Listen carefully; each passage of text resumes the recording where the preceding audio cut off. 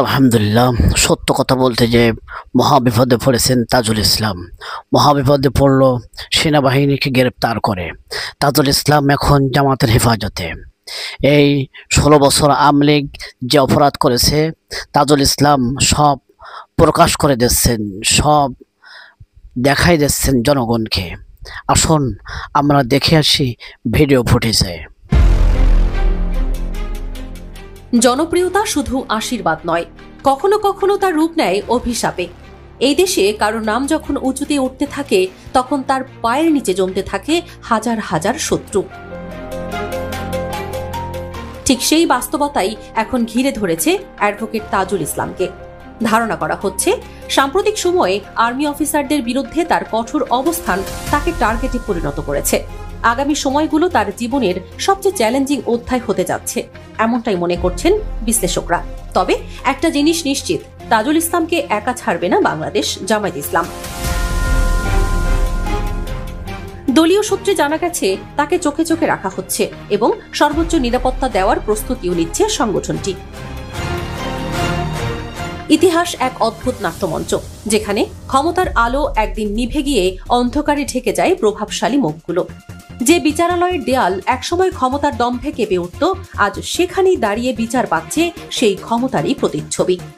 আর সেই দৃশ্যের কেন্দ্রবিন্দুতে এখন দাঁড়িয়ে আছেন অ্যাডভোকেট তাজুল ইসলাম। আজ থেকে এক যুগ আগের বাংলাদেশ। দেশ জুড়ে তখন আওয়ামী লীগের একচ্ছত্র রাজত্ব। ৭১-এর চেতনা বিক্রির নামে জামায়াত শিবিরের ওপর চলছিল নির্মম নির্যাতন। রাস্তার মোড়ে দাড়িওয়ালা মানুষ দেখলেই গুম হতো। জামায়াত নেতাদের বন্দী করে নিপীড়ন চালানো ছিল নিত্যদিনের রুটিন। সে সময় শিবিরের নাম উচ্চারণ করাও ছিল ভয়ের বিষয়। কিন্তু সেই অন্ধকার সময়েও এক তরুণ আইনজীবী তাজুল ইসলাম দাঁড়িয়েছিলেন সত্যের পাশে। তিনি আইনি লড়াই চালিয়েছিলেন জালেমের রক্তচক্ষুকে উপেক্ষা করে। হয়তো টিকতে পারেননি দীর্ঘদিন, কিন্তু তার বুকের ভেতর দাউ দাউ করে জ্বলেছিল এক আগুন। যেদিন অন্যায়ের বিচার হবে, সেদিন তিনি থাকবেন ন্যায়ের ময়দানে। সময় ঘুরেছে, আজ আদালতের কাঠগড়ায় দাঁড়াতে বাধ্য হচ্ছে সেই সব জালিমরা, আর ন্যায়ের সেই যুদ্ধের নেতৃত্বে রয়েছেন তাজুল ইসলাম। ২৪-এর আন্দোলনের পর শেখ হাসিনার পতন ঘটলে তার সহযোগীদের বিচারের দায়িত্ব পান তাজুল ইসলাম। শেখ হাসিনাকে হয়তো এখন আসামির কাঠগড়ায় দাঁড় করাতে পারেননি তিনি, তবে হাসিনার সহযোগীদের খুঁজে খুঁজে বের করেছেন তিনি। এমনকি প্রশাসনে থাকা হাসিনার সহযোগী আর্মি অফিসারদের রীতিমতো ১২টা বাজিয়ে ছেড়েছেন তিনি। প্রথমে অভিযুক্ত আর্মি অফিসারদের নামে ওয়ারেন্ট জারি করলে চুপিসারে তাদেরকে একটি ভবনে রাখে তাদের সহযোগী দোসররা। আসামি হিসেবে আদালতের কাঠগড়ায় দাঁড়ানোটা তাদের কাছে নাকি বেশ লজ্জাজনক। তবে বিষয়টিকে কোনোভাবেই মেনে নিচ্ছিল না তাজুল ইসলাম। তাজুল ইসলাম বিশ্বাস করেন, এই দেশে আইন সবার জন্য সমান। অপরাধীদের অন্য কোনো পরিচয় নেই। তাদের একমাত্র পরিচয় তারা অপরাধী, আর অপরাধীদের অবশ্যই শাস্তির আওতায় আসতে হবে। আর্মি অফিসারদের এমন লুকোচুরি দেখে অবশেষে তাদের নামে হুলিয়া জারি করার হুমকি দেন তাজুল ইসলাম। তাজুল ইসলাম বলেন, তারা যদি আদালতে হাজির না হয়, তাহলে তাদের নামে পত্রিকায় বিজ্ঞপ্তি প্রকাশ করা হবে এবং তাদের অনুপস্থিতিতে তাদের ব্যাপারে হুকুমের জারি হবে। তাজুল ইসলামের এমন কথায় কেঁপে ওঠে তাদের আস্তানা।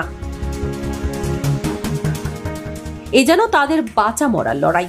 পরবর্তীতে বাধ্য হয়ে আত্মসমর্পণ করে হাসিনার সেই সহযোগীরা, আর রাতারাতি গণঅভ্যুত্থান পরবর্তী নতুন বাংলাদেশের ইতিহাসের অংশ হয়ে ওঠেন তাজুল ইসলাম। তবে জনপ্রিয়তা পেলে এই দেশের শত্রু বেড়ে যায়, তেমনি ঘটছে তাজুল ইসলামের সাথে। ধারণা করা হচ্ছে, আর্মি অফিসারদের ব্যাপারে এমন কঠোর অবস্থানের কারণে টার্গেটে পরিণত হয়েছেন তিনি। আগামীর সময়গুলো চ্যালেঞ্জিং মুহূর্ত হতে পারে তার জন্য। তবে তাজুল ইসলামকে ভয়াবহ রাস্তায় কখনোই ছেড়ে যাবে না বাংলাদেশ জামায়াত ইসলাম। ইতিমধ্যে তাজুল ইসলামকে চোখে চোখে রাখার চেষ্টা করছে দলটি। অন্যদিকে তাকে নির্ভয়ে কাজ করার জন্য উৎসাহ দিয়েছেন সাংবাদিক ইলিয়াস হোসেন। সব মিলিয়ে বিপদের আশঙ্কা করা যাচ্ছে তাজুল ইসলামের। তবে তাকে সর্বোচ্চ নিরাপত্তা দিতে প্রস্তুত বাংলাদেশ জামায়াত ইসলাম এবং শিবিরের তরুণরা।